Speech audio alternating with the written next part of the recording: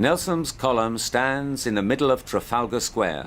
The column was built between 1840 and 1843 to commemorate Admiral Horatio Nelson's death at the Battle of Trafalgar in 1805.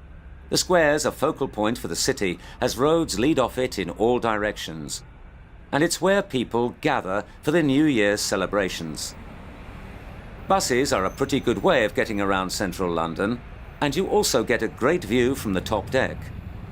Over 6,800 scheduled buses operate on over 700 different routes in the London network.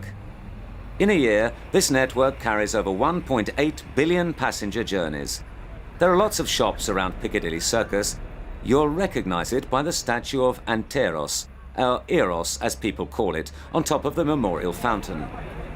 If you're short of time, the Underground or Tube is probably a better option, but you won't see much apart from the crowds of people. The famous Tube map, designed by Harry Beck in 1931, will help you get around.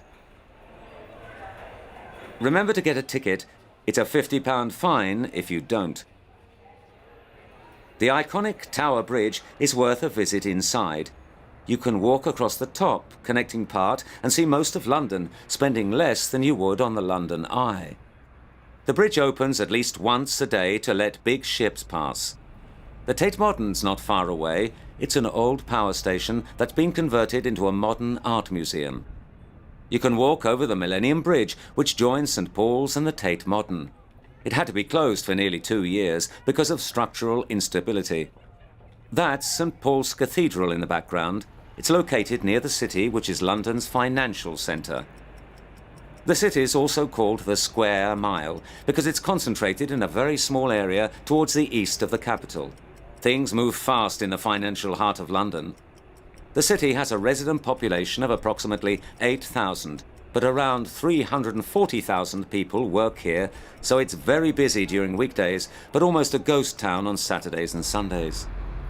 The London Eye is based on the design of a bicycle wheel, and over 30 million people have used it since it opened in 1999. Big Ben's another famous landmark. It's 150 years old, just under 100 metres tall, and stands at the north end of Palace of Westminster. The palace was rebuilt in a neo-Gothic style in 1834 after a big fire. It's the seat of Britain's two Houses of Parliament, the Commons and the Lords. It's now a UNESCO World Heritage Site.